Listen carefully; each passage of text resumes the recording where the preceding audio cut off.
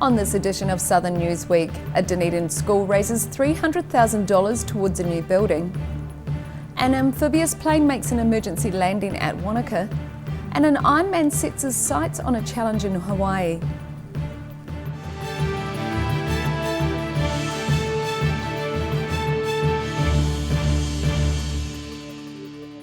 Kia ora, good evening, I'm Melissa Barton. The Rudolph Steiner School in the Dunedin suburb of Maya is continuing to grow, having raised $300,000 towards a new building project. Pupils have dug ceremonial holes for the development, but the school needs more than $1 million to complete the build. Digging the foundations while their schoolmates sing in support from behind the safety gates.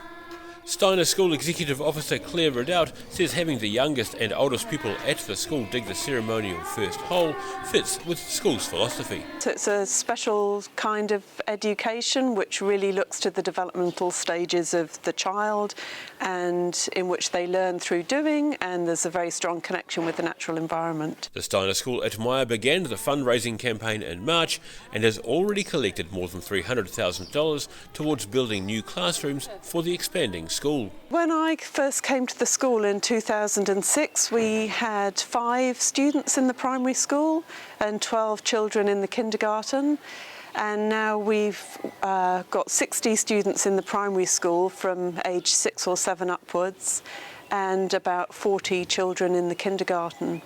The buildings are designed to be environmentally sustainable, incorporating aesthetically pleasing curves and a positive environment for young children and their families. Ridout says the school is planning to expand further when it's able to.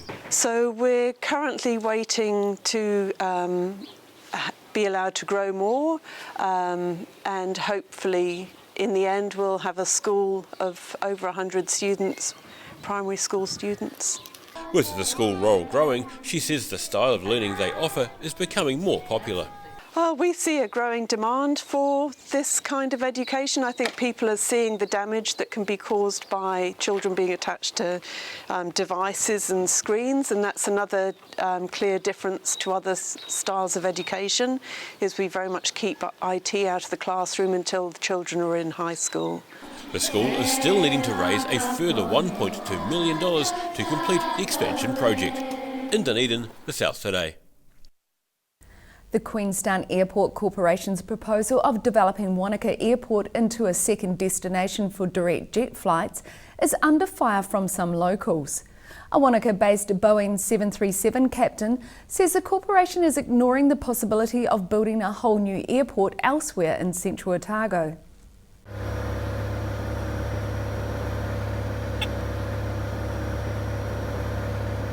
The stall alarm indicating a perfect touchdown on what some believe would be a great location for a new central Otago airport.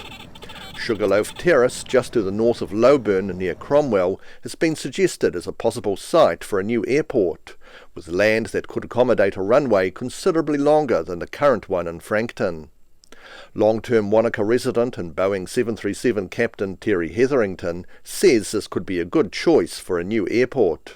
It's a large flat river terrace, much like Queenstown is and the other areas of central Otago, and it's also got a lot of length, so it's about probably 2,500 metres long. However, he says there's an even better site near Terrace to add to his list of preferred locations for a new airport. This would be number 2. I certainly think Maori Point Road would be my number 1 site from just looking at it geographically, and the room to develop, centrally located. He concedes the Maori Point site would mean even further travel for Queenstown residents, but a location would suit many others in the region well. It's going to be a little bit further for Queenstown folk to drive to Maori Point Road, but it's actually very centrally located for all of Wanaka, Cromwell and Alexandra people, so it's really the disadvantage will be for the Queenstown people, the upside will be for those of central Otago, which, let's face it, that's over 50% of the people coming into Queenstown Airport are bound for central Otago, including Wanaka. And he points out that all the alternatives will see increased traffic along the twisting bends of the Kawerau Gorge. With the development of Wanaka, you've got to deal with the Kawerau Gorge anyway, so it's the same roading issues, whether it be built in Terrace or in Loburn or in Wanaka, we've still got the same issue with the Kawerau Gorge. The Queenstown Airport Corporation says it's ruled out all the alternatives to upgrading Wanaka Airport For reasons such as capital costs, roading and other infrastructure requirements, accessibility for customers and workers, and environmental impacts. In central Otago, for the South Today. It was understood the pilot of an amphibious plane considered landing on Lake Wanaka when the plane's landing gear failed on Tuesday.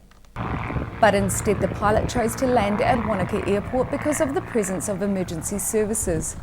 The pilot circled the airport until fire and ambulance crews were in position. The pilot was the only person on board and the plane landed without incident on the runway of Wanaka Airport.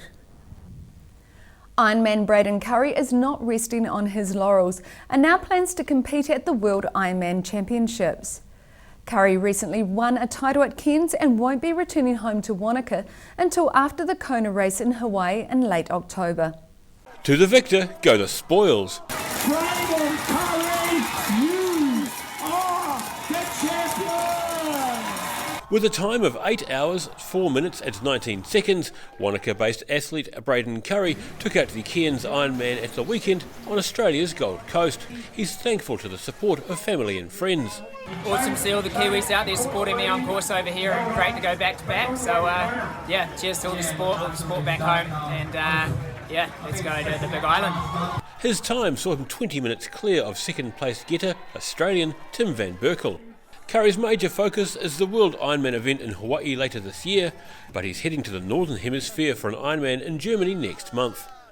He's pretty circumspect about his emphatic win. I was thinking when I was out there on the ride today, I've got incredible kids, incredible wife and parents and everything that support me, and incredible friends. I was thinking of a few good mates out there that would just be so proud of me laying it down and smashing it. They'd have big smiles on their face and be stoked for me. Curry was in the lead after the first swim leg and was never caught.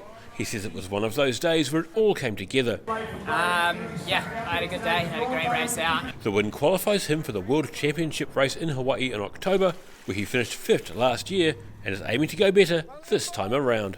In Dunedin, the South Today. Still to come after the break on Southern News Week. A state-of-the-art dental clinic building opens in Dunedin, and the annual Star Regent 24-hour book sale raises nearly $86,000, so stay with us.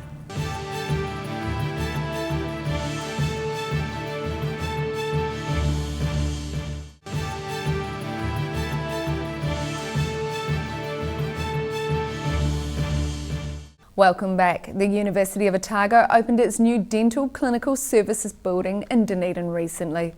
The new facility is one of the world's largest and most technologically advanced dental schools. Laying their foundation plaque of what's been called the most technologically advanced dental school in the world. They've already held the first clinics in the new building last week, and the University of Otago's head of oral rehabilitation is pleased with the state-of-the-art facility. It's fantastic.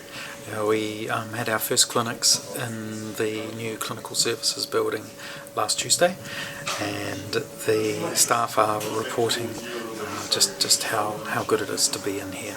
Members of faculty and guests were shown around some of the new facilities, and Professor Lyons says the sparkling new dental bays are streets ahead of the old building. So exciting, it's so new, and when we're looking around the Walsh building just really is showing just how long we've been using it. The new building was created to replace the Walsh building as the primary care unit and teaching clinic. And Professor Lyons says students who've worked in the new building are already enjoying the new facility. Feedback from students is that we've seen has been good. Feedback from staff is good. They're working through learning the technologies, and it's just great. It's fantastic. University Chancellor Royden Somerville says the opening is a wonderful occasion, and the $136 million building is a credit to all who worked on it. And in doing this, I wish to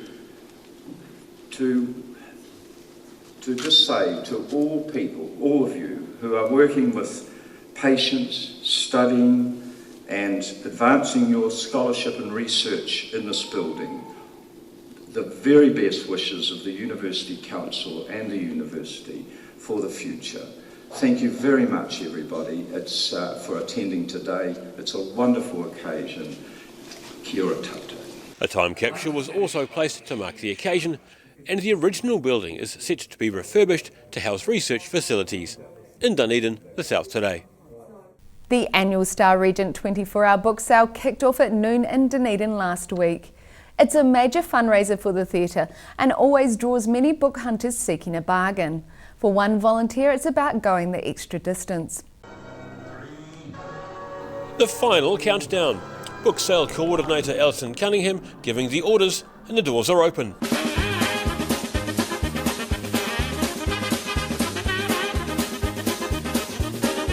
The Regent Theatre 24-hour book sale's name comes from the obvious fact that it runs from noon till noon. Bruce Crom, one of the volunteers who chooses to work straight through, as he's done for more years than he cares to remember. Well, when I first started here, we used to work off the mezzanine floor, so that was before the theatre was all altered, so I'm not sure what year that was now, but it's been quite a few years anyway. He works through the period and says he finds the wee small hours quite relaxing. It's quiet between the probably 2 o'clock through to about 5, but it's still interesting doing that, yeah. Despite being surrounded by thousands of books, he admits reading isn't his thing. Well, to be honest, I don't do a lot of reading. Some of the rabid readers queue for hours before the event and were excited and ready to go, all with different reasons for coming to the sale, and one coming from Auckland for the event. Oh, I collect aviation books for the last 60 years. I don't really need to rush because the things I'm interested in probably still be there tomorrow morning if I don't buy them. Well, sometimes I can spend a couple of hours here just browsing and listening to the music. This year's Gold Guitar's 60-plus gospel section winner, William McColl, the first to entertain the book browsers, with a host of musical acts set to grace the stage over the next 24 hours, with doors closing on the annual fundraiser at noon tomorrow. In Dunedin, the South Today. During the same weekend, a similar second-hand book fair in Oamaru raised money for Rotary Club community projects. After braving the cold outside the historic Lone and Merck building, more than 100 people streamed inside for the start of Oamaru's Bookarama. With more than 35,000 books on sale for a gold coin, the weekend-long event has become an annual pilgrimage for many North Otago bookworms. Organisers say the books, puzzles, DVDs and other items had been collected over the last 10 weeks. For more than 20 years, a Timaru-based interior designer has had clients invite her into their homes. Now Marie Hines is returning the favour, opening up her historic homestead to the public and raising money for the local hospice through the gold coin donation entry fee. Just south of Timaru, this historic homestead was built in 1890 for newspaper tycoon Edward George Kerr. The house's new owner is interior designer Marie Hines, who's opening it up to the public next weekend as a way of saying thanks to all the strangers whose homes she's been in to give advice about interior design, as well as raising money for a good cause. It's something that I'd love to give back to my clients as I've gone into their homes for the last 20 years, and to also do something for the hospice because they are an incredible organisation which we would love to give back to them. Once the open days are over, she's looking forward to ripping into renovations, which she says will add a 21st century indoor-outdoor flow to the home. We bought Harlow House because we thought that it would be an incredible project for my career, and love to bring this beautiful old house back to its former glory. We're just custodians of this beautiful home, which we are honoured and privileged to be here. The planned renovation includes some formidable structural alterations. The project is very challenging as we are taking out the main supporting wall downstairs, which is by 4.5 metres, which is supported by a steel beam, which is going to be a very hair-raising experience, but I'm sure we're in safe hands with our builders. A major clean-up of the stunning gardens is also underway, so they can be used as a wedding venue.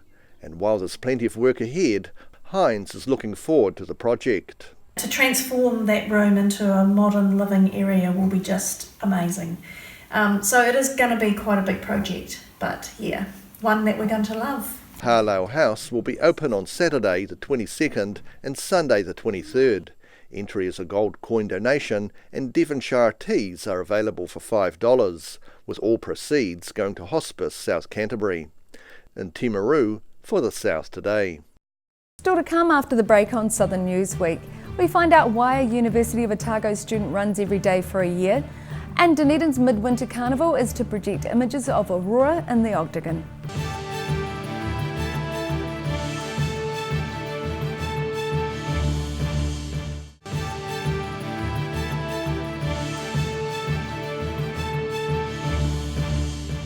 Thanks for staying with us.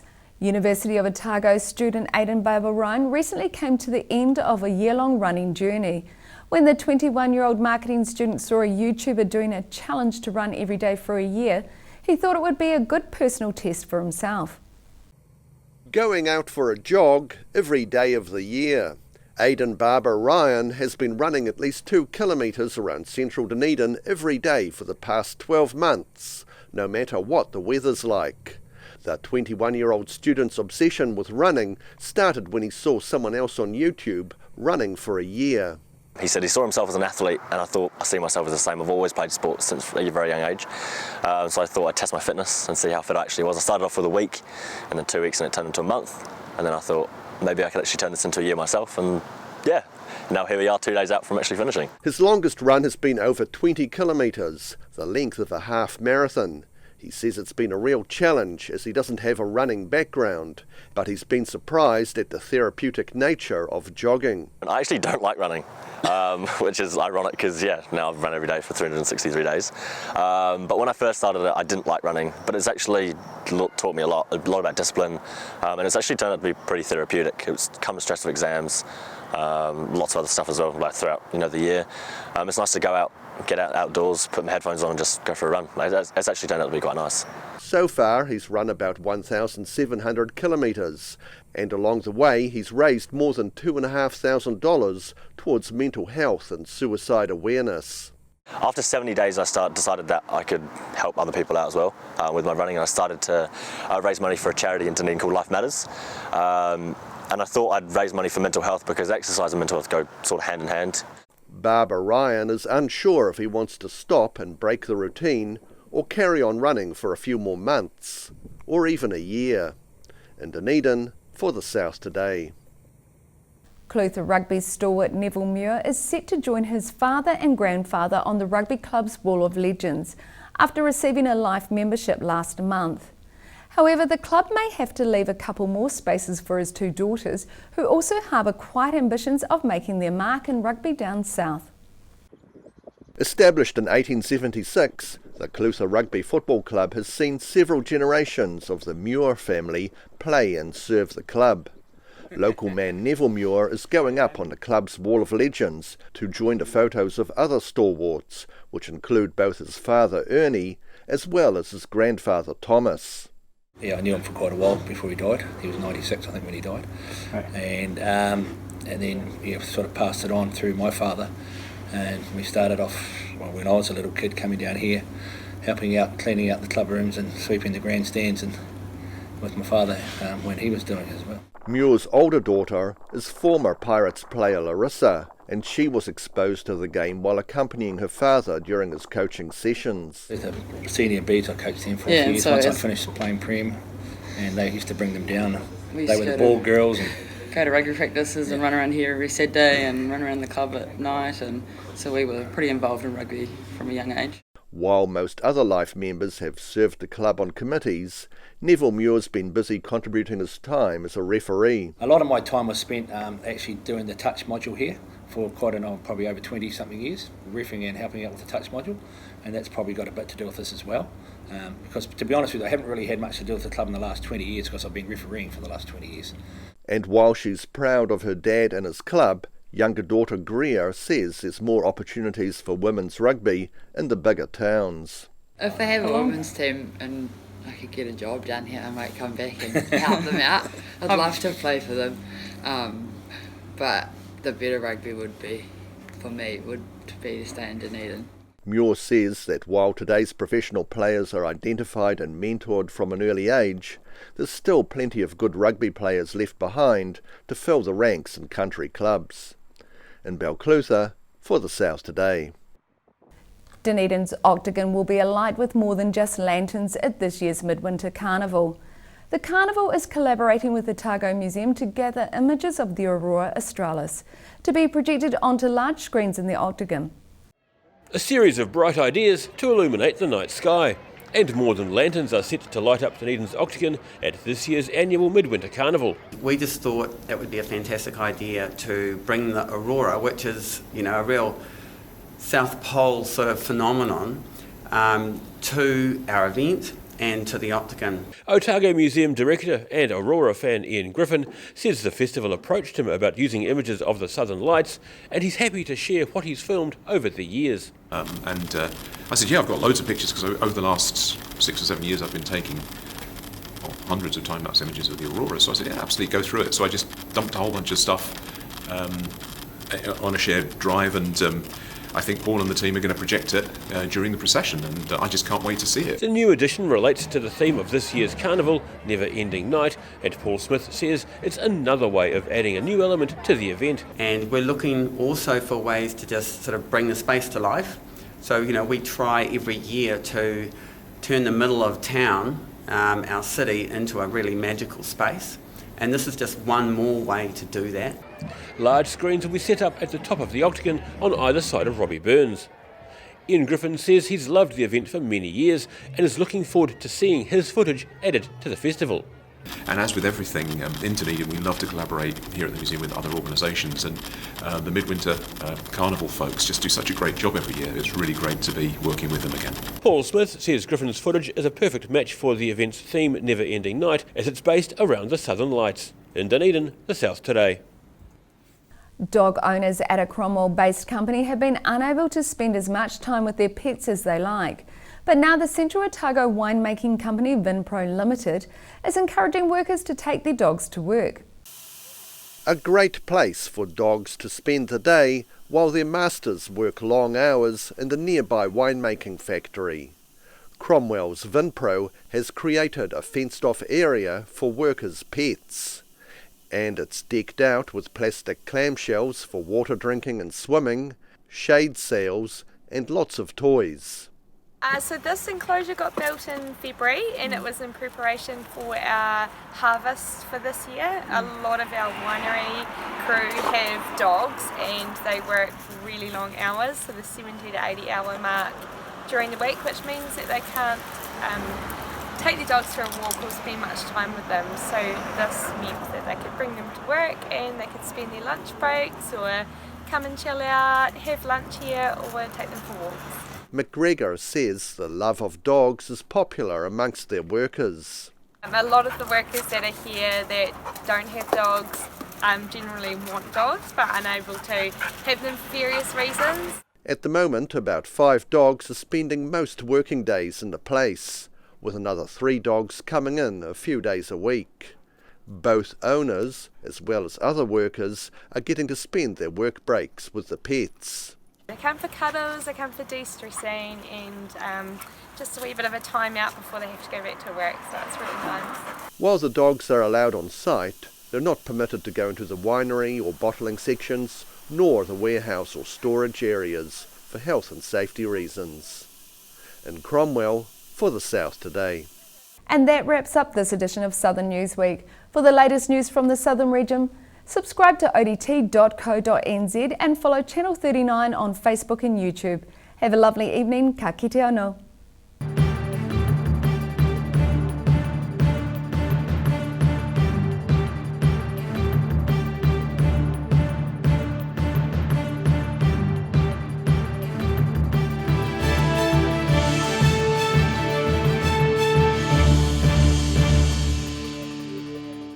Supporting local content so you can see more of New Zealand on air.